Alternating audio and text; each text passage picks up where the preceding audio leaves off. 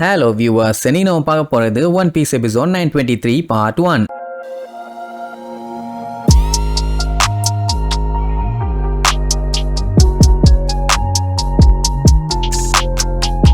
Open பண்ணா நம்ம ஜோரோ பொடி நடையா ஃப்ளவர் கேபிட்டலை நோக்கி வந்துகிட்டு இருக்கான். கூட அந்த கிறுக்கு பைய தொலை தான் தாங்க முடியல. அப்ப பாத்தீங்கன்னா அந்த யாசுவோட எபிசு கிராமத்துக்கு வந்து சேர்ந்தாச்சு. அந்த இடம் பாத்தீங்கன்னா ஒக்கபரே டவுன் எப்படி இருக்குதோ அதே மாதிரி தான் இருக்குது. வீடுங்கெல்லாம் ரொம்ப சேதாரமா அழுக்கா ரொம்ப மோசமா இருக்குது. இந்த யாசு பையல பார்த்த உடனே அங்க இருக்கிற எல்லாத்துக்குமே சந்தோஷம். பரவாயில்லையே பையன் திருப்பி வந்துட்டானேன்னு அண்ட் எல்லாம் கிண்டல் பண்ணுவாங்க. கண்ணா என்ன விருந்துக்கு வந்திருக்கீங்கன்னு நினைப்பா. இங்க எல்லாம் சாப்பிடறதுக்கு ஒண்ணுமே இல்ல. இல்லைன்னா கீழே கிடக்கிற கல்ல எடுத்து தின்னுட்டு போன்னு சொல்லி மொத்த கிராமமும் காமெடி பண்ணி சிரிக்கிறாங்களாம். அத்தனை பேத்துக்கு பசிக்குது. ஆனாலும் இந்த நிலைமையில இப்படி விழுந்து விழுந்து சிரிச்சுட்டு இருக்காங்க. இப்படி முதல்ல ஒருத்தன் சிரிக்க ஆரம்பிச்சான், அப்புறம் 4 பேர் ஆச்சு, அப்புறம் 8 பேர் ஆச்சு, அப்புறம் அந்த மொத்த கிராமமும் வந்து சிரிச்சுட்டு இருக்காங்க. ஜோரோ பார்த்துட்டு ஷாக் ஆயிருவான். கஷ்டத்தையே எப்படி சிரிச்சுக்கிட்டே சொன்னாங்கன்னா கப்பரே டவுனை விட இந்த டவுன் ரொம்ப டிஃப்ரெண்டா இருக்குதுன்னு மட்டும் தெரியுது. ஏன் இப்படி சிரிக்கிறாங்கன்னு கேட்டா இந்த உலகத்திலேயே மனுஷங்களால மட்டும்தான் சிரிக்க முடியும். அதனாலதான் அதையே வேஸ்ட் பண்ணணும்னு சொல்லி சிரிச்சுட்டு இருக்காங்களாமா. இப்படி சிரிச்சு சிரிச்சே இருக்கிற எனர்ஜியை வேஸ்ட் பண்ணிடுவாங்க போலயே. ஜோரோ ஒன்னும் புரியாம பேந்த முழிப்பான். அவன் மட்டும் இப்படியே இவங்க கூட இருந்தான்னா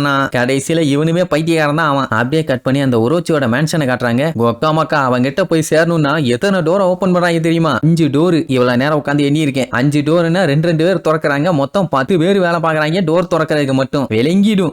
அவசரமா பாத்ரூம் வந்தா என்ன பண்ணுவான்? 10 பேரும் டோரை திறந்துட்டு பதுமானமா போறதுக்குள்ள இவனுக்கு பாதியிலேயே புடிங்கிருமே. சரி அது அவன் பஞ்சாயத்து. அவனை பார்க்க வந்திருக்க ஆளுகெல்லாம் பயந்துகிட்டே தான் அவனுக்கு வணக்கம் வைப்பானுங்க. அப்படியே வேர்த்து ஊத்துது. அவன் சொன்னாதான் நிமிந்து பார்க்கணும், சொன்னாதான் குனியணும். எந்த அளவுக்கு மாட்டி வச்சிருக்கான் பாருங்க. சரி ரைட்டு, இன்னைக்கு விருந்து இருக்குல்ல, அதுக்கு என்ன சாப்பிட ரெடி பண்ணிருக்கீங்கன்னு கேட்பான். தலைவரே டெஃபினட்டா உங்களுக்கு புரியும்னு சொல்லி ஒரோச்சி பண்ணையில இருந்து ஃப்ரெஷ்ஷா சூப்பரா அப்படியே பவுடர் போட்டு பாதுகாப்பா வளர்த்த வெட கோழிய தோலை உரிச்சு நெருப்ப கம்மியா ரெடி பண்ணி வச்சு கொண்டு வந்திருக்காங்களாமா. இத சொல்லிட்டு இருக்கும்போது சி ஓ இதெல்லாம் மனுஷன் திம்மானா எத்தனை டைம் இதே திங்கிறது. அடுத்த சாப்பாடை கொண்டு வான உடனே காய்கறியை கொண்டு வருவா, அதுவும் பிடிக்கல. அதுக்கப்புறம் மீனை கொண்டு வருவா, அதுதான் பிடிச்சிருக்குது. வாயில எச்சி ஊற அதை கொண்டு வாங்கப்பா, இது ஹெல்த்துக்கு ரொம்ப நல்லது, நான் இதையே சாப்பிடுறேன்பா. ஆமா உங்கள யாருக்கெல்லாம் மீன் சாப்பிட பிடிக்கும் இல்லனா கீழே கமெண்ட் பண்ணுங்க. வெஜ்னா வெஜ்னு சொல்லுங்க, நான்வெஜ்னா நான்வெஜ்னு சொல்லுங்க. மெயினா சிக்கன் சாப்பிட யாருக்கு பிடிக்கும் இதுவா இருந்தாலும் கீழே கமெண்ட் பண்ணுங்க. அதுக்கப்புறம் சரக்கெல்லாம் வெரைட்டியா ஒரே தட்டுல வச்சு கொண்டு வருவாங்க.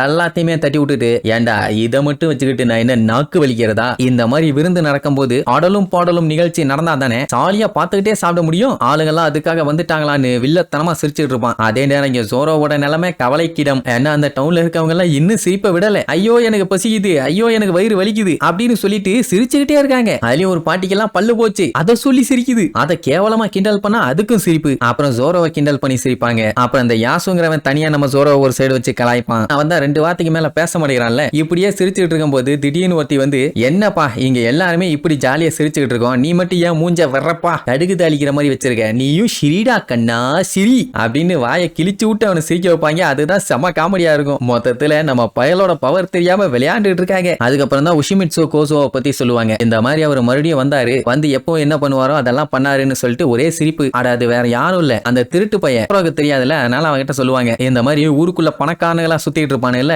அவனுக்கு எல்லாம் தெரியாம அவன் வீட்டுக்குள்ள நைசா பூந்த ஆட்டைய போட்டுட்டு யாரும் ஊருக்குள்ள இல்லாத டைம்ல அந்த பணத்தை எல்லாத்தையுமே தூவி விட்டுட்டு போயிருவானாமா. அவன் மட்டும் இல்ல, நான் இந்த டவுன் எல்லாம் எப்பவோ அழிஞ்சிருக்க வேண்டியது, ஆனா அவன் ஒருத்தனால இந்த டவுனே உயிர் பாய்ச்சிட்டு இருக்குது. அதை வச்சுதான் இவங்களுக்கு தேவையான 1-2 பொருளை வாங்கிட்டு ஓட்டிட்டு இருக்காங்க. சொல்ல போனா தண்ணி கூட காசு கொடுத்து தான் வாங்கியிருக்காங்க. அதெல்லாம் அவங்களுக்கே பத்தாது. பட் இருந்தாலுமே ஜோரோக்கு கொண்டு வந்து ஒரு குட்டி பொண்ணு ஒரு கப்பல தண்ணி கொடுப்பான். ஜோரோக்கு அவங்க நிலைமை என்னன்னு தெரியுது, அதனால அதெல்லாம் வேண்டான்னிடுவான். ஆனாலும் விட மாட்டா, குடிங்க, இதை குடிச்சாலாம் வயிறு வலியெல்லாம் வராதும்பா அப்படின்னா அந்த கிராமத்துல இருக்கவங்க ஆல்ரெடி அந்த தண்ணியை குடிச்சு வயிறு வலியால பாதிக்கப்பட்டிருக்காங்க. அதனாலதான் இந்த மாதிரி சொல்றான். பாருங்க அப்ப எந்த அளவுக்கு கஷ்டப்பட்டு இருக்காங்கன்னு. அப்புறம் ஊர் மக்களே வாங்கி குடிங்க அப்படி இப்படின்னு சொல்லி சொன்ன உடனே அவனும் சரி ஓகேன்னு குடிப்பான். என்ன சொல்றது, எல்லாருமே அவனை ஏதோ தெரிஞ்சவன் மாதிரியும் ஒரு ஃபேமிலி மெம்பர் மாதிரி தான் அவனை ட்ரீட் பண்ணுவாங்க. அதுலயே அவனை சிரிக்க வச்சு பார்த்துக்கிட்டு இருக்காங்க. அதுதான் வேற லெவல் காமெடி. ஆக்சுவலா இந்த எபிசுங்கிற ஊருக்கு பேரே இவங்க சிரிச்சுக்கிட்டே இருக்கறனால தான் வந்திருக்குது. இவங்களுக்கு வாழ்க்கையில என்ன கஷ்டம் வந்தாலும் சரி, எவ்வளவு பிரச்சனை வந்தாலும் சரி, இவங்க எப்பவுமே சந்தோஷமா ஜாலியா சிரிச்சுக்கிட்டே தான் இருப்பாங்க. அதனாலேயே எங்க லைஃப் நல்லபடியா போகுதும்பா. ஜோரோக்கும் அப்படியே லைட்டா சிரிப்பு வரும். உண்மைதானே, சந்தோஷமான ஆட்கள் நம்மளை சுத்தி இருந்தாங்கன்னா நமக்கும் நாட்கள் சந்தோஷமா தான் போகும். சரி இங்க இந்த ஒரோச்சிக்கு இருக்கு போய சாப்பாடெல்லாம் அவனுக்கு இப்ப முக்கியமா தெரியல. யாரெல்லாம் ஆடி பாட வர்றாங்களோ இந்த லேடிஸ் எல்லாம் எங்க இருக்காங்கன்னு அவங்களதான் பார்க்க வருவான். பொறுமையா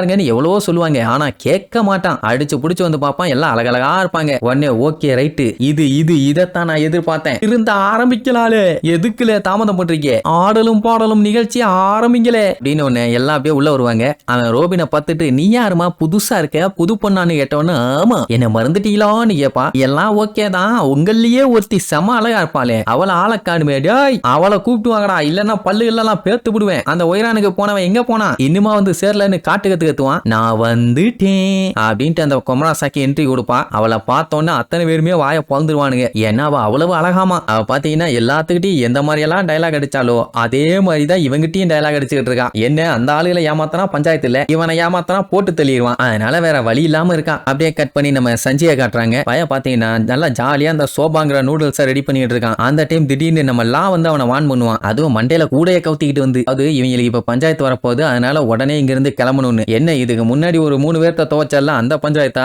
அவனுக்கு வரட்டும் எத்தனை டைம் வந்தாலும் வாலியே 4 கொடுத்து அனுப்புவேன். அவனுக்கு பயந்தெல்லாம் என்னால ஓடி ஒளிய முடியாதும்பா. அவனுக்கு இருந்தா பரவாயில்லையே, இவனுங்களை ஆல்ரெடி பார்த்தவனுகளும் வரானுங்க. ஹாக்கின்ஸான்னு கேட்டா அவன் மட்டும் வந்தா பரவாயில்லையே, அவனே முக்கியமான ஆளுகளுக்கு பேக்கப்பா தான் வர்றான். சரி அப்படி யார் தான் வர்றாங்கன்னு கேட்டா இந்த பீஸ்ட் பைரட்ஸ்ல நல்லா ஸ்ட்ராங்கான டாப் ஷினோச்சி அப்படின்ட்டு ஒரு 6 பேர் இருக்காங்க. அவங்கள டொபிரோப்போன்னு சொல்லுவாங்க. அதுல இப்ப 2 பேர் வர்றாங்க. அவனு ஒன்னும் சாதாரண ஆளு இல்ல, போனா அடிச்சு தூக்கி போட்டு போய்கிட்டே இருக்கிறதுக்கு ரொம்ப ரொம்ப டேஞ்சரான ஆளுங்க. அவனுகிட்ட எல்லாம் பஞ்சாயத்தே வச்சுக்க கூடாதும்பானா. யாரான்னு கேட்டா அதுல ஒருத்தன் பேரு பேஜ் 1. ஆளு கொஞ்சம் வினோத பிறவி, டைனோசரா மாறுவான். வரும்போதே டைனோசரா தான் வருவான். இவனுக்கு வர்றது மட்டும் இல்லாம 4 பேர் வீட்டை நொறுக்கிட்டு வர்றானுங்க. என்னடா உங்களுக்கு ஆனந்தம். இது ஒருத்தன் வரானா, இவன் கூட இன்னொருத்தனும் வர்றான். அவன் தான் எக்ஸ்ட்ராக்ட், அவன் தான் ஒஸ்ட் ஜெனரேஷனை சேர்ந்த ஆளாச்சே. அதனால இதுக்கு மேல இங்க இருந்து பேசிட்டு இருந்தா வேலைக்கே ஆகாது, சட்டு புட்டுன்னு கிளம்பணுமா. அவனுமே ஒரு கொடூர குரங்கு. என்ன மேட்டர்னா அந்த பேஜ் 1 இந்த எக்ஸ்ட்ராகும் ஆன்ஷியன் ஜோயன் ஃப்ரூட்டை சாப்பிட்டவனுங்க. அதனால அந்த காலத்து அனிமல்ஸா தான் மாறுவானுங்க. இதுல கூட ஹாக்கின்ஸும் சேர்த்தி வர்றான். உருப்புடும். அந்த பேஜ் 1 மாறினது வந்து ஸ்பைனோசரஸ், இந்த டிராகன் மாறினது அல்லோசரஸ். இதுக்கிட்ட அந்த மாதிரிலாம் உடைச்சிட்டு வர்றேன்னு அந்த பேஜ் 1 கிட்ட கேட்டா